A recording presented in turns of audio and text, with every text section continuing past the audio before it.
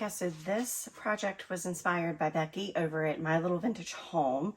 And she did this last year, so I'm going to link her video below so that you can watch hers as well. I am going to follow her directions pretty much to the T because she did such an amazing job on it. And the more I've actually, when I saw her do it last year, it was too late for me to try it because I had already decorated. So I made a mental note that I was going to try it this year. And I've thought about it literally all year off and on. If I would do anything differently, if I would tweak it in some way. And I don't think that there is, honestly. I think that she's definitely onto something. And I do think that this was an original idea of hers. So all credit to her. But this is such a very cheap, inexpensive way to get the look that I'm going for in the entryway. So I did not have to buy anything for this project except for the foam because I had everything else on hand. So you're going to need some cardboard and you're going to need orange lights or any lights. It doesn't have to be orange, but I'm using orange. She used orange. I'm using orange.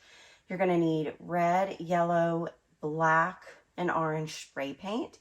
And you're going to need the foam insulation to cover everything with. And you're going to need a cauldron to stage it with, but not to make the project. So we're going to get started on this. I've already prepped my area. I've already cut out my piece of cardboard. I was going to use wood, and then I thought maybe it wouldn't be as sturdy. I think the foam's going to adhere more to the cardboard than it will wood. So I went with cardboard just like Becky did. And I'm going to cover this with plastic so that when I go to lift it up, it'll lift easy.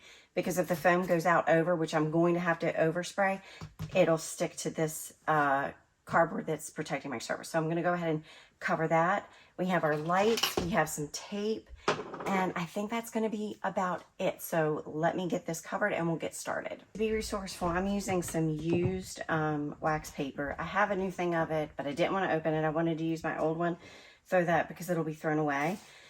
So hopefully this doesn't move while I'm doing the next step. I'm going to tape down my lights. And I'm going to, Becky, I don't think she left this side exposed, but I want to leave both sides exposed just in case I need that. So I'm going to put both of these in one hand so that I know where they are, lay them off to the side, and then I'm just going to arrange this and throughout the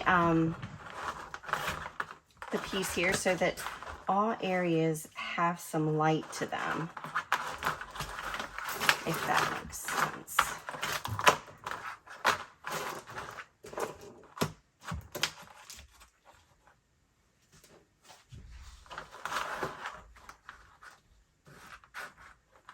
Okay, that might work.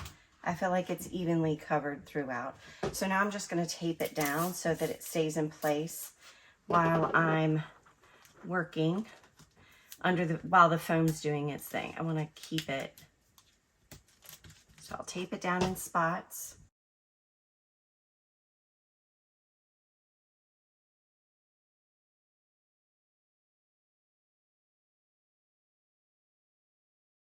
I like to use Loctite. This is the best foam that I have that I use. This is the Loctite is the best brand for me. I don't think it really matters, but you will need to pay attention to when you're working with spray foam. Pay attention to the drying time and the expansion measurements. Like how much is it going to expand? Because you do want to make sure that you know that, especially when you're doing faux foods with a spray foam. So I think this looks okay. I'm going to do some overspray, but I'm going to try not to cover this area a little bit. And you're going to want, like Becky says in her video, you're going to want to be able to, when you start this project, the foam portion of this project, you want to make sure that you're able to use the whole can and completely finish the project, because it's going to take the whole can and it starts to expand and dry quickly. So you're going to want to work fast, even when you do faux foods. This stuff you want to work really fast with. So I'm going to go ahead and get my gloves on. Again, you don't want to touch this with bare hands because it will stick to your hands for weeks. So you can't get it off easily. So you're definitely, and with anything, it does not come off of anything easily unless you treat it with something, like the wax paper or, you know, oil if you're doing a faux food. But I'm rambling, so let me get my gloves on. Shake for 30 seconds. Take the lid off, and then you're going to take the bottom part of this and attach it to your can until it clicks. Once you hear it click, you're going to remove this piece here, and that'll give you your trigger action. You're ready to go.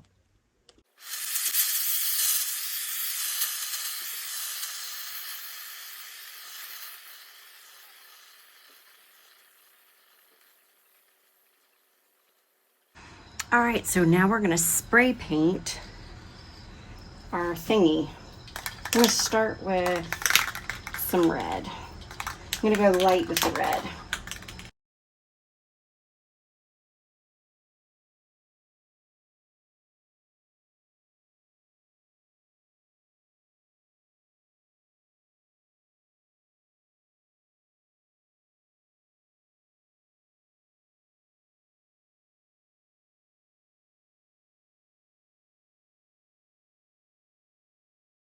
All right, so that's what it looks like, and it's drying. I probably could have used more paint along here, but I'm actually okay with it. I mean, it looks like a smoldering leftover of a fire pit.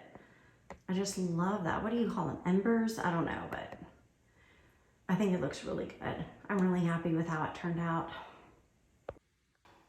So this is a project that I have not done before, but it has been something trending on the crafting channels and Halloween channels for a couple of years now.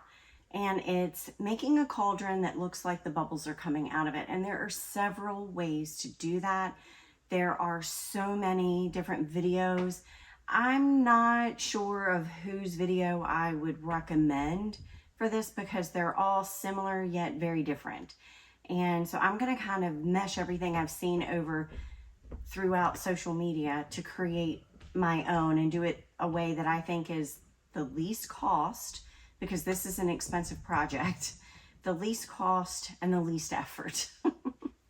Because if you're like me, I want to do stuff that's budget friendly, but I also want to do things that I can like spit out fast, because I want to create it and use it as fast as possible to keep up with my decorating schedule. Even if I wasn't on YouTube, I have a decorating schedule that I want to keep up with. So for this project, you're going to need a cauldron. You're going to need bubbles. So we're using plastic clear Christmas balls, ornaments. I got mine at Hobby Lobby when they were 50% off.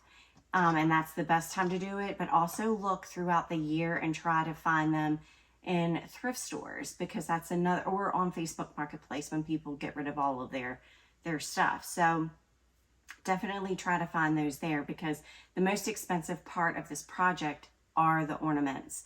You'll, based on the size of the cauldron you're using, you could need quite a few, and you're going to want to vary the size. So I got the biggest size clear bulb ornament that they had at Hobby Lobby. I'll put the measurements in the description box, because I don't have it memorized and the boxes are way over there and I'm not getting back up. And they also, they have two different kinds. They have the more name brand clear ornaments that are $9.99, and then they have the Hobby Lobby brand ornaments that are $6.99. The quantity is the same. So if, you know, for me, $6.99, 50% off, I'm going to go with that. So I got the bigger ones, like I said, and you can get them either clear or iridescent. The only problem with buying the cheaper ones is that there's not a lot of iridescent options. As you can see, I don't know if it'll pick it up on camera or not. I was only able to find one package of iridescent, which is this one, in the same size as, you know, the size that I was going for. Anyway, I was able to pick up one. The iridescent will give it a more bubbly look, like, you know, soap bubbly look. But you're going to get the same effect and look either way. Don't stress over that. But I just wanted to make sure that you knew that you could buy the cheaper iridescent, but they're hard to find.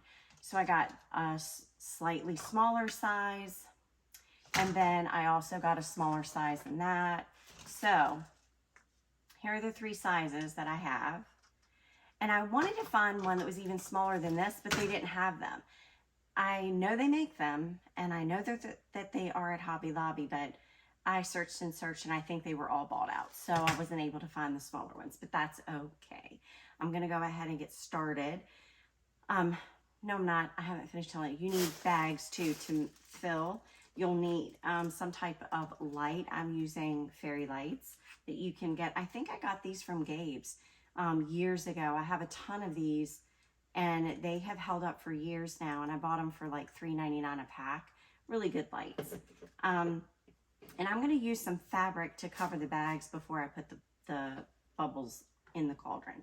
Now, my dilemma is, number one, I wanted to be able to put the lights in a way that I could put them inside, or, you know, so that I can change the batteries and just make it easier on myself.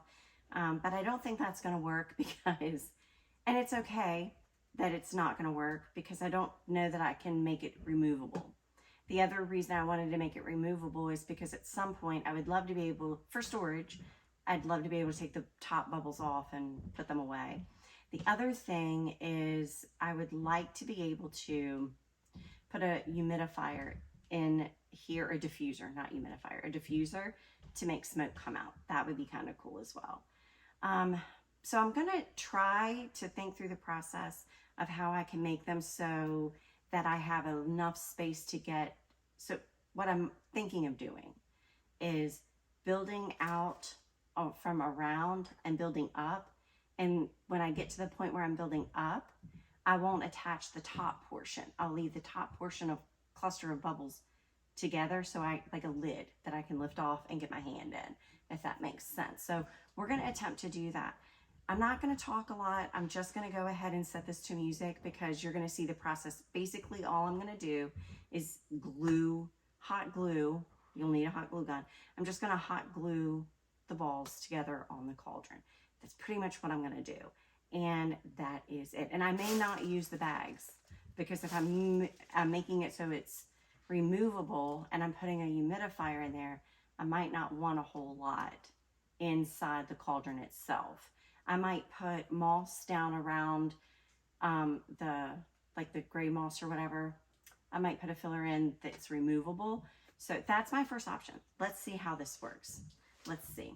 Let's get started.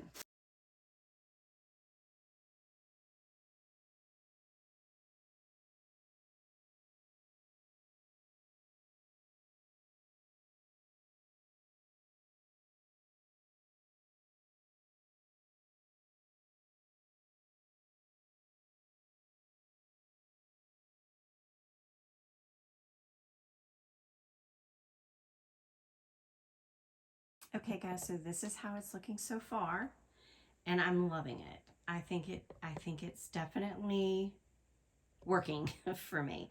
It would be nicer if I could find those itty bitties. That would be good, but you know, I can't. Let me take you down so you can get a better look. Okay, so like I said, I'm really liking the way that it looks. And I think once it's got all the other things added, like, you know, when it's staged, it's going to look even better. But I need to fill the gaps. And, you know, I'm tweaking it. But this is the progress right now.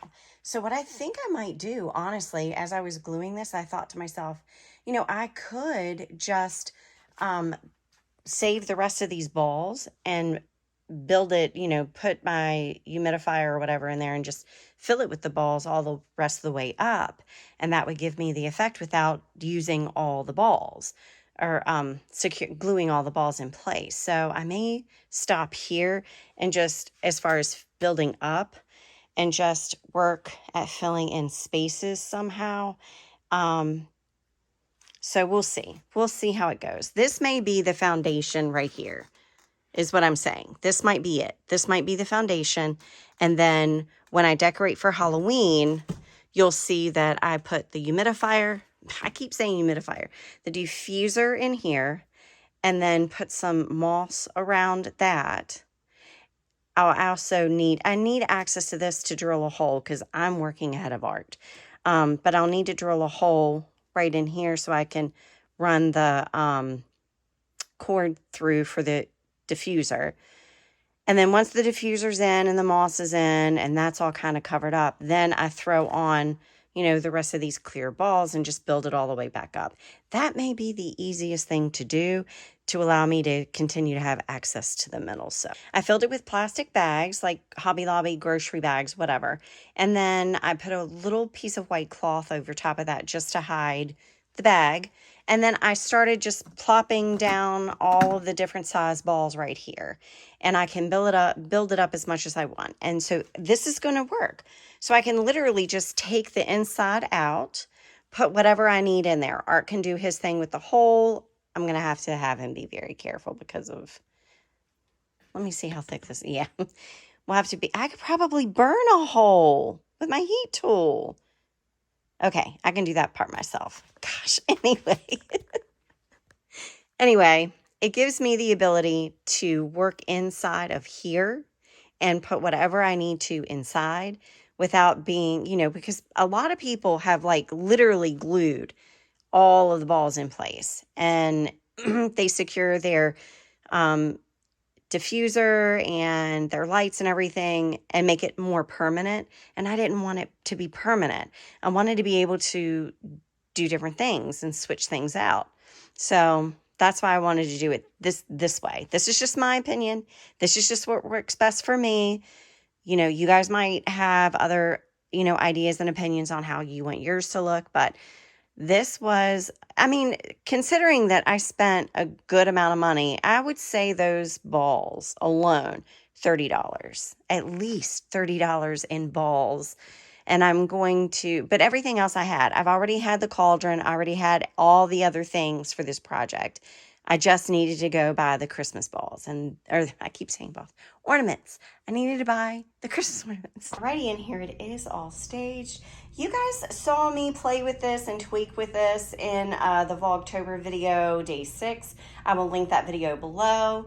But for those of you that just watch for the for those of you that just watch the crafting Wednesdays, this is for you, and I hope you enjoyed this project. I definitely did, and until we do it all again, bye.